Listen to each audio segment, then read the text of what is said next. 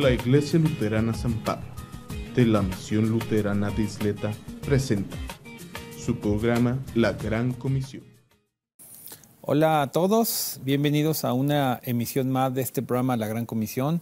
Como siempre les damos un afectuoso y hermandado saludo por parte de la congregación de la Iglesia Luterana aquí en El Paso, Texas, San Pablo Lutheran Church, y de todas las personas que estamos también en este canal 38, y que estamos dedicados para el engrandecimiento del reino de Dios, de su palabra, de su ministerio. Cada una de las personas que estamos aquí, que participamos, tanto el personal técnico como todos los invitados que venimos a hacer los programas, estamos con una sola dedicación en nuestra mente y corazón, que es el llamado de Dios para publicitar sus verdades al pueblo. Y bien, pues como siempre les decimos que las bendiciones del Señor sean para todos ustedes y su familia. Esperemos que este estudio de hoy sea una gran muestra de entendimiento para cada uno de ustedes y que podamos entender. Por eso el tema de hoy se llama el amor de Dios. Este tema, por supuesto que es recurrente, porque si de algo habla la Biblia es del amor de Dios. Por lo tanto, el tema del amor de Dios no es ninguna novedad, siempre se va a abordar de esa manera. Bien, vamos a hacerlo en dos partes. Esta es la primera parte, ya veremos en el siguiente programa la segunda parte. Y bueno, pues para poder establecer una terminología correcta sobre el amor, por supuesto que uno de los principales, llamémosle evangelistas, apóstoles, discípulos de Cristo, pues San Juan, pues es uno de los preferidos. Entonces vamos a utilizar la primera carta de San Juan y ahorita entramos al tema. De entrada, primero vamos a ubicar un poquito el libro, la primera carta de San Juan. San Juan fue uno de los discípulos que más avanzó en la vida, fue el último en morir. Se dice que él murió de causas naturales, no fue martirizado como la mayoría de todos. Y pues al parecer, según algunas fuentes, prácticamente brincó el primer siglo, es decir, no murió en el primer siglo, murió a principios del segundo siglo, según algunas fuentes. No se sabe con seguridad y certeza, pero esta carta está ubicada aproximadamente en el año 85, del 85 al 95 del primer siglo. Y obviamente todavía no escribía el Apocalipsis, porque ese es cuando estuvo él retenido en alguna situación que ya lo platicaremos en el siguiente segmento, en el siguiente programa. Pero entonces este personaje, que aproximadamente nacería entre el año 6 o 10 aproximadamente, tendría casi los 100 años al morir, 96, por ahí andaba el hombre. Entonces fue el discípulo que más llegó, y por lo tanto se convirtió también de alguna manera en una especie de patriarca importante de la iglesia en los últimos años del primer siglo, porque pues era el único testigo instruido por Cristo, etcétera, etcétera. Bueno, ¿cuál es el objetivo de la epístola de San Juan? Al menos de la primera epístola, pues es establecer y fortalecer la fe en la naciente comunidad cristiana, ya que se habían provocado varias controversias. Entre ellas, unos decían que Cristo no había venido como hombre, etcétera. Una serie de cosas que ya los que les gusta estudiar la historia podrán identificarlo plenamente. Entonces, bueno, volvemos al tema principal, que es el amor de Dios. Y antes de empezar con lo que nos platica o con lo que nos dice aquí Dios mediante San Juan, hay que definir algunos aspectos generales, pues para partir de algo. Desafortunadamente y afortunadamente al mismo tiempo, el concepto del amor es un concepto muy amplio y muy confundido también al mismo tiempo.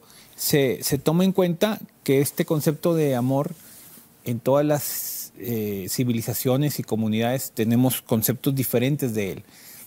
Vamos a tratar de estructurar uno genérico, vamos a ponerlo así. Podemos decir que el amor, sin caer en poesías o cosas así, podemos decir que es un sentimiento. Puede ser un sentimiento favorable, o sea, positivo, atrayente, o sea, que te vincula, que te relaciona con alguien, con algo, ¿sí? Puede ser de varios tipos, puede ser un amor romántico, un amor platónico, un amor pasional, un amor devoción, altruista, no sé, puede ser de muchas maneras. Puede ser a seres humanos, puede ser a animales, a seres de la naturaleza, o sea, no sé. Me recuerdo ahorita en mis memorias haber leído una poesía a un árbol, por ejemplo. Entonces, aunque suene un poco cómico, pero pues hay gente que ama la naturaleza, por decirlo de esa manera, ¿sí? Entonces, en este proceso vinculante o de relación hay un sentimiento muy intenso que marca una parte que es lo que vincula a la persona con el sujeto o el objeto, ¿sí? De manera así como que, llamémosle de momento científica, por decirlo así, médica, ya psiquiátrica, pues, para que nos vayamos entendiendo. El amor viene siendo una especie de movimientos de las neuronas, por decirlo así, sinapsis neuronales, en donde ciertos neurotransmisores trabajan en conjunto o trabajan de manera más destacada, entre ellos la dopamina, que está relacionada mucho como centro de placer, la oxitocina, que es otra de las situaciones cerebrales que se manejan mucho y que generan el apego hacia las personas o hacia las cosas inclusive, y algunas otras más que por ahí están relacionadas, ¿sí? Para una visión desde el punto de vista, digamos, cómo funcionan las neuronas, bueno, pues una persona enamorada, una persona que siente amor o que siente la situación como tal, pues tiene un incremento en algunas de estas neurotransmisores o sustancias cerebrales, en conjunto con otras quizás, y generan algún sistema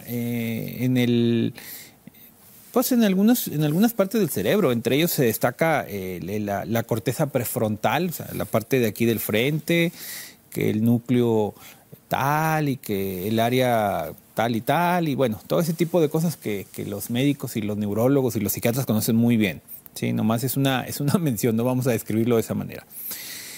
En el concepto filosófico, ya hablando un poquito más del conocimiento e inclusive hasta de la poesía, ¿verdad? El amor está relacionado con virtudes, algo que viene muy del fondo del corazón y que está relacionado con aspectos universales como la bondad, la compasión, el afecto, el altruismo y ese tipo de cosas también. Al final de cuentas, del amor escribimos muchísimas cosas, pero desafortunadamente como especie humana las hemos acotado o las hemos cercado en los aspectos más trascendentales de nosotros y las hemos disminuido en realidad y las hemos hecho un poco más difíciles de entender, sobre todo a instancias de la palabra de Dios. Pues es muy complejo entender el amor de Dios si estamos acostumbrados nada más al amor, digamos, de nosotros. Pues es una mini cosita en realidad y luego distorsionada, porque nomás es cuestión de escuchar algunas poesías tradicionales del amor, sobre todo en canciones, y te vas a dar cuenta el sentido que agarran. No quiero estar criticando canciones, pero quiero comentar algunas en donde hacen inclinación hacia un lado. Por ejemplo, en algunas canciones no solamente incitan, sino defienden de que es correcto que una persona tenga celos o sentimientos intensos hacia otra persona, como si eso fuera algo correcto, cuando en realidad los celos pues finalmente son inseguridades que me hacen sentir que yo tengo que poseer a la otra persona como si fuera mío, etcétera, etcétera. Entonces, si en esas canciones nos están diciendo que yo sin tal personita no puedo vivir y me quiero quitar la vida y si esa persona me deja, mi mente no se conecta con no sé qué cosa, y cosas de ese tipo. Entonces estamos hablando de que la acentuación que le están dando al amor, pues definitivamente es otra cosa, no es lo que la Biblia nos habla, pero también porque el ser humano desde ese punto de vista nomás está reflejando su necesidad, ese sentimiento de necesidad intenso si tú quieres, pero relacionado a una persona, nada más, no más que eso. Entonces obviamente eso es una muy disminuida versión del amor, Yo no digo que no lo sea, pues de alguna manera ese sentimiento viene de Dios, porque Dios es amor, pero es un sentimiento que no hemos dejado avanzar como para que llegue a la magnitud que debería, ¿sí? Obviamente este sentimiento, visto desde el lado, digamos, humano, pues presenta características que a veces identificamos, ¿sí? Como palpitación del corazón, una inclinación de seguir a la persona, no sé. Y esto también viene siendo gradual, ¿sí? Viene siendo gradual. Por ejemplo, en ocasiones nos habrá tocado, seguramente, es más cuestión de recordar acontecimientos pasados, una persona que quizás no te caía muy bien, que al principio no te caía muy bien, pero luego por diferentes motivos te fuiste, por decirlo así, enamorando de esa persona. Y poco a poco, hasta que quedaste bien enganchado con esa persona. Y, ay, o sea, antes me caí bien mal y ahora ya no puedo vivir sin ella, en el término así como se dice, ¿no? Entonces, podríamos decir que ese tipo de situaciones pasa. Amor a primera vista, dicen por ahí también.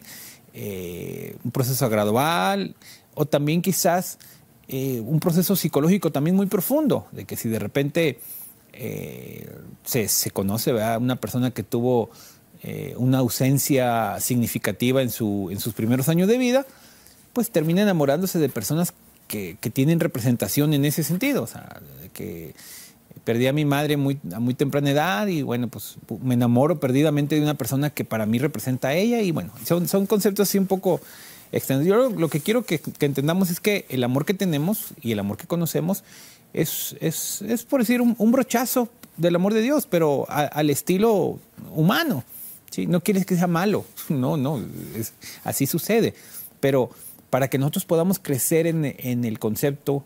Y por supuesto que en esta situación del amor pues necesitamos abocarnos a la Biblia, que es lo que la Biblia nos dice. Y esto es justamente lo que nos empieza a enseñar el apóstol del amor, ¿sí?, que es San Juan. Como ya dijimos, fue una persona que estuvo con Jesús, vivió mucho tiempo, fue el que más vivió tiempo. Y al leer la primera carta de San Juan, tiene mucha relación con la parte del Evangelio. Entonces, ahorita vamos a hacer una pequeña pausa y regresando empezamos a ver la información. Muy bien, volviendo a nuestra lectura. Vamos a empezar a leer la primera carta de San Juan, capítulo 3, versículo del 16 al terminar, que es el 24. Dice: en esto hemos conocido el amor, en que Él dio su vida por nosotros. Así también nosotros debemos dar nuestra vida por los hermanos. Nomás con esta simple frase, ya ahora sí, como diríamos literal acá, ya nos dio en la torre, o sea, ya nos venció. O sea, no está hablando nada de que yo tengo que enamorarme de alguien, de que yo tengo que gradualmente conocerlo. No. Nos está diciendo de manera tajante, ¿sí?, que alguien, en este caso, ¿verdad?, Jesús, Dios, dice, Él entra a nuestra vida con una intensidad, una acción intensa de amor, que es simple y sencillamente dar la vida por ti. O sea, da algo por ti que no merecías, que no buscaste, que no entendiste y que de alguna manera ni siquiera supiste equilatar. Y sin embargo, Él la dio. A veces para entender estas cosas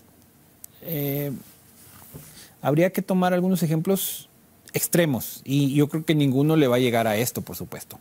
Pero vamos a pensar. Imagínate que tú tuvieras, no sé, una casa, ¿sí? Vas a comprar una casa, ¿sí? Y resulta que tienes que hipotecarla, algún procedimiento normal que mucha gente hace, tiene que estar pagando al banco y cosas de ese tipo. Y vamos a pensar que tú no pudieras pagarla porque perdiste trabajo, por lo que sea, y tienes una deuda tremenda y el banco te va a quitar la casa. ¿Sí? Y no, sabes que tú ya no vas a poder pagar, así que te voy a quitar la casa y tú vas a perder todo el dinero que invertiste, ¿sí? obviamente sería una cosa muy lamentable, por supuesto. Pero imagínate que llegara una persona que sin conocerte, sin pedirte nada a cambio, sin hacer nada, pagara tu deuda. O sea, tú dirías, es imposible, o sea, no puede ser, eso no existe. Eso es una mentira. Pues sí, es una fantasía. Viéndolo desde ese punto de vista, es una fantasía para nosotros, ¿sí? Yo estoy de acuerdo en que alguien de tu familia te ayude, que diga, no, hermano, hijo, padre, quien sea, te voy a ayudar para que pagues esto y lo voy a pagar yo y voy a vender un terreno y te voy a pagar para que no pierdas tu casa. Estoy de acuerdo. Pueden darse casos así, pero alguien que no te conoce, alguien que no tiene relación contigo, alguien que no tiene nada que ver contigo, sería prácticamente imposible. Las posibilidades de que eso pasaran serían millones y millones y se me hacen pocas. ¿Me explico?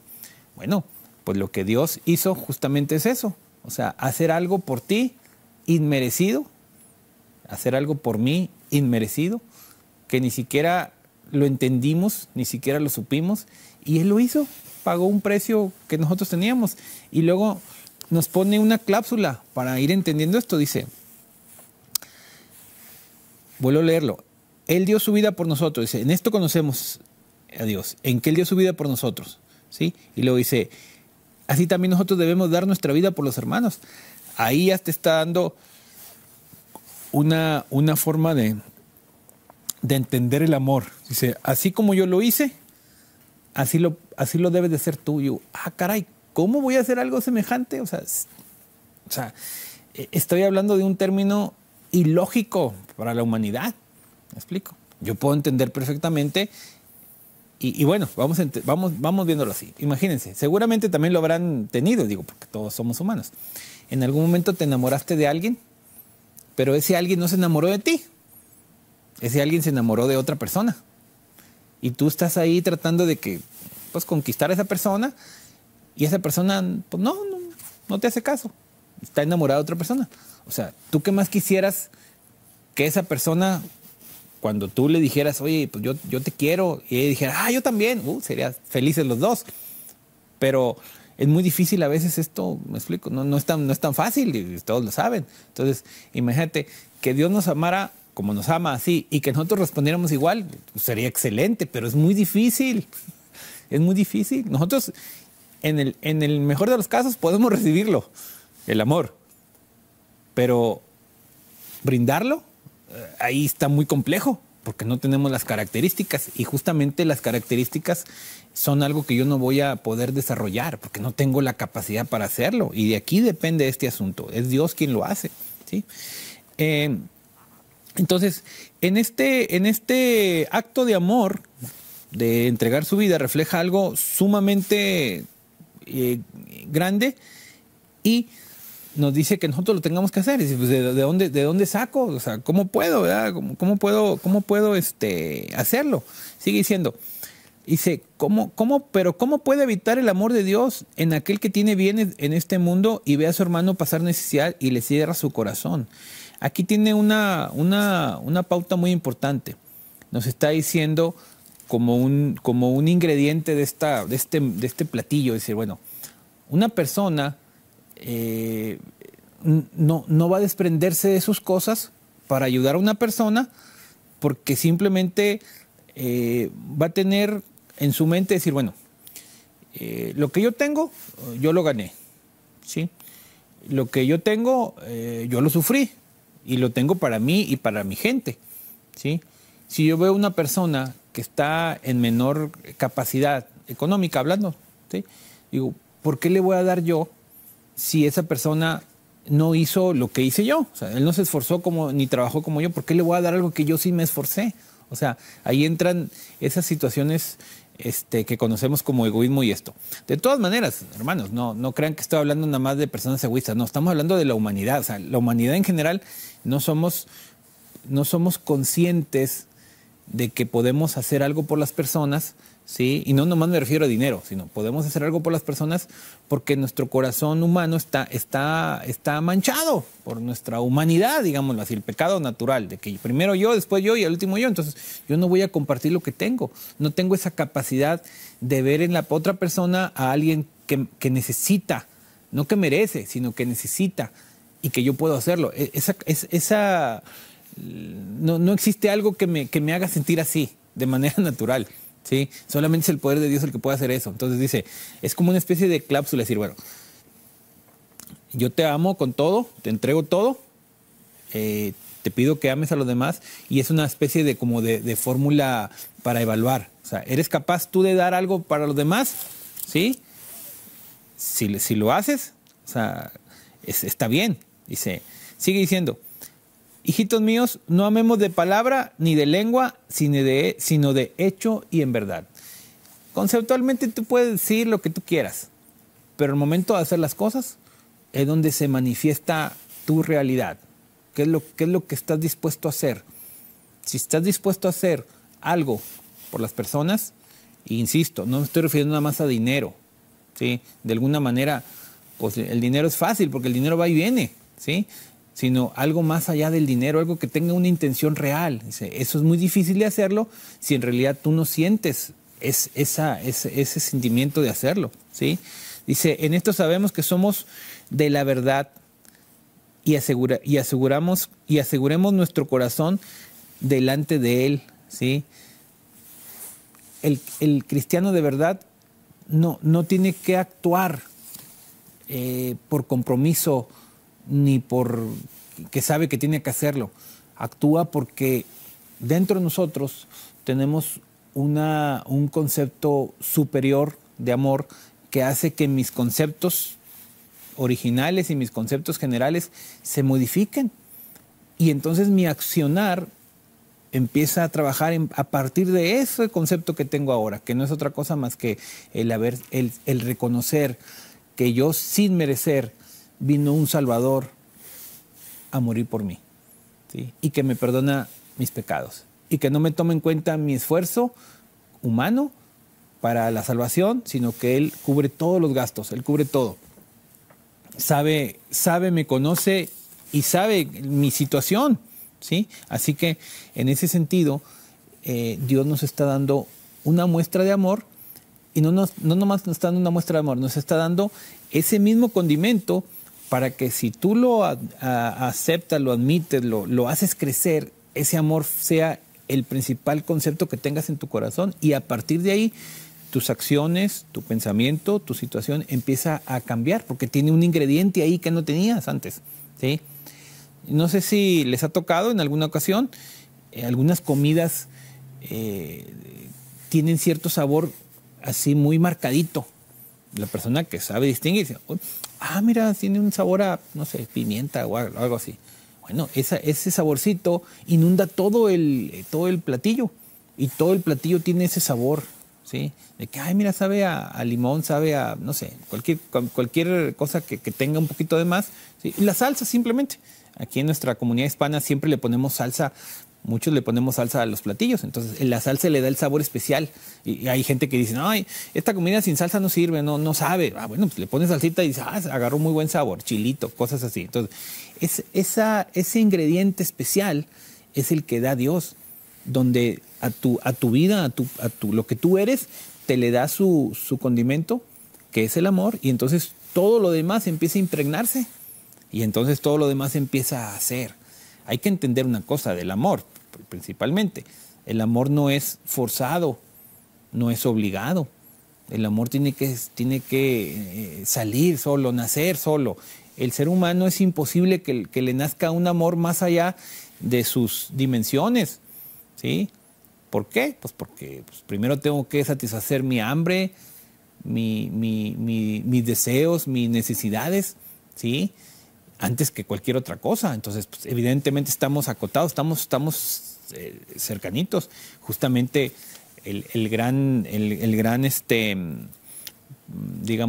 mensaje del Señor Jesús es que Él se humilló a sí mismo y se hizo obediente hasta la muerte. O sea, Él no se fijó tanto en sus necesidades personales, sino que se entregó para nosotros. Entonces, ya de entrada tenemos una muestra inmensa del amor. Hay una poesía que quiero terminar con ella. Está escrita por Frederick Martin Lerman, un escritor. Dice, si fuera tinta todo el mar y todo el cielo un gran papel, y todo un nombre, un escritor y cada hoja un pincel. Nunca podrían describir el gran amor de Dios, que al hombre supo redimir de su pecado atroz. Este es un himno, de hecho, por ahí lo pueden buscar. Que el Señor los bendiga y que les aumente una inmensidad de dosis de amor.